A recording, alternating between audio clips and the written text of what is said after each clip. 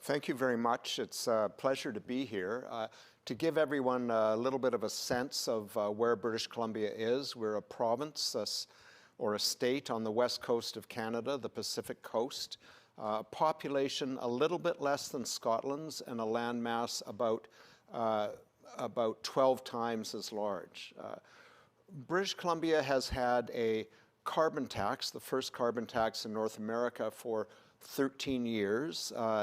It started an ambitious climate program in 2008, but underwent a period of time where things stagnated and emissions started to rise. My government took office a little over 4 years ago. I've had the honor of being the minister for the entire period of time that we've been in government. And shortly after forming government, we decided that we needed to keep our policy commitment, our political commitment to reinvest energy and commitment to reducing emissions. So we made a number of commitments. The first was to begin raising the carbon tax again from $30 a ton, and it will reach $50 a ton on April next year. We're also committed, as part of our Clean BC climate plan and our roadmap to 2030 to meet our 2030 target, to raise it to $170 a ton minimum by 2030.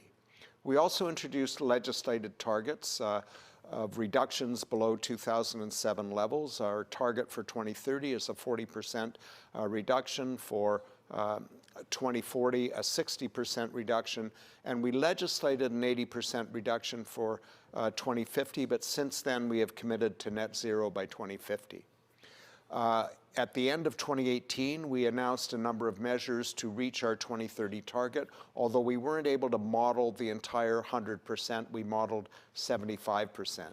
In the 3 years since, we've completed the plan that we call the Roadmap to 2030 that models a full 100% of the committed reductions.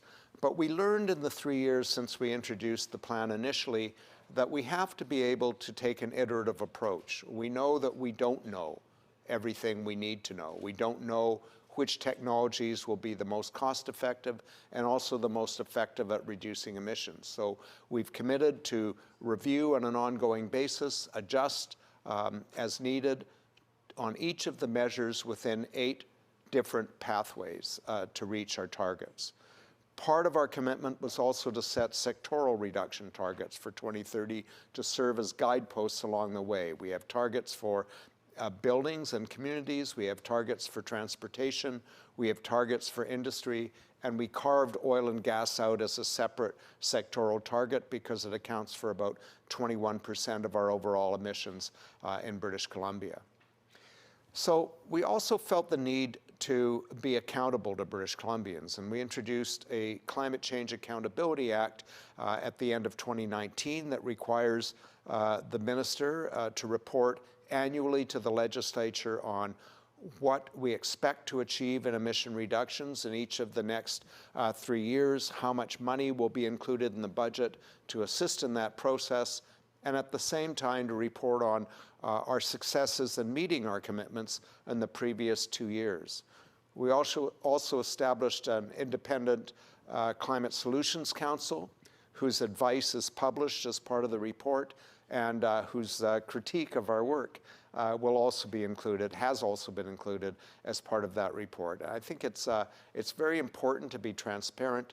It's important for people to see what you plan to do, what you have done, and how you plan to adjust going forward. In introducing the Roadmap to 2030, we took a different approach than we did in 2018. We set up 8 different pathways with a range of measures within each pathway that we had independently modeled to show that it would achieve the reduction targets to which we were committed.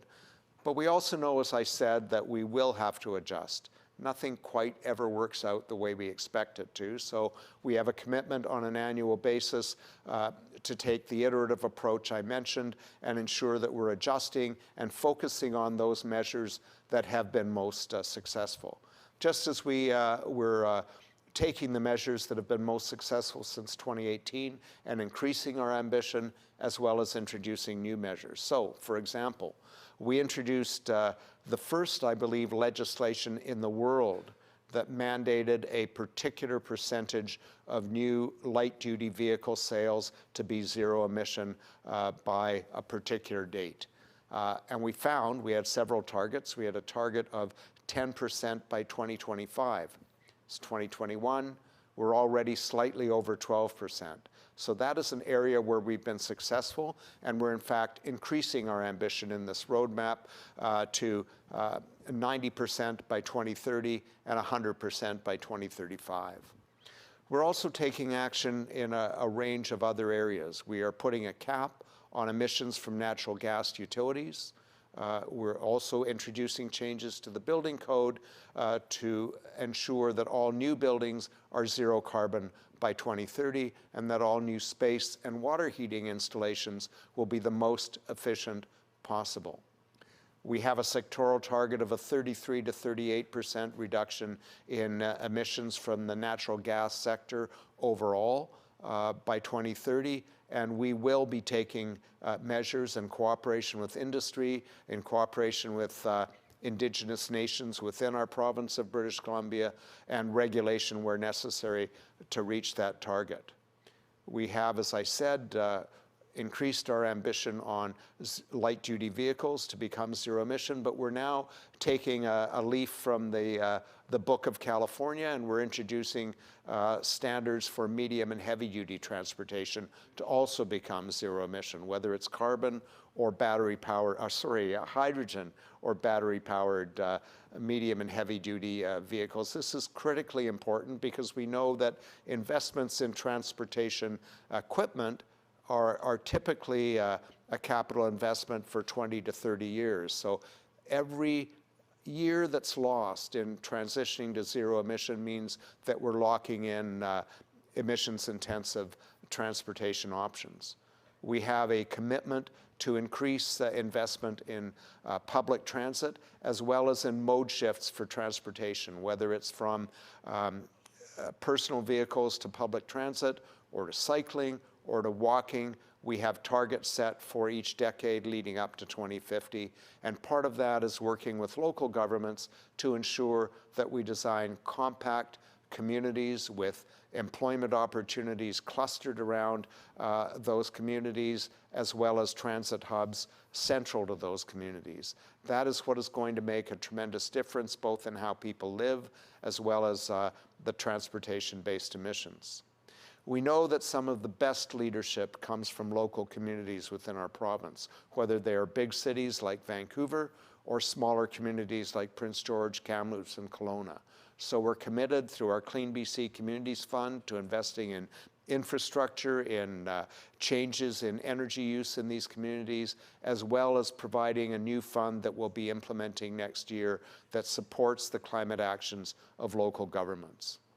We know that British Columbians expect strong action. We know that we can do it in British Columbia while maintaining a healthy economy. As I mentioned, we've had a carbon tax for 13 years, and we have Canada's strongest and healthiest economy. So for people who think that putting a price on carbon is a damper on the economy, we want to demonstrate that that's not true.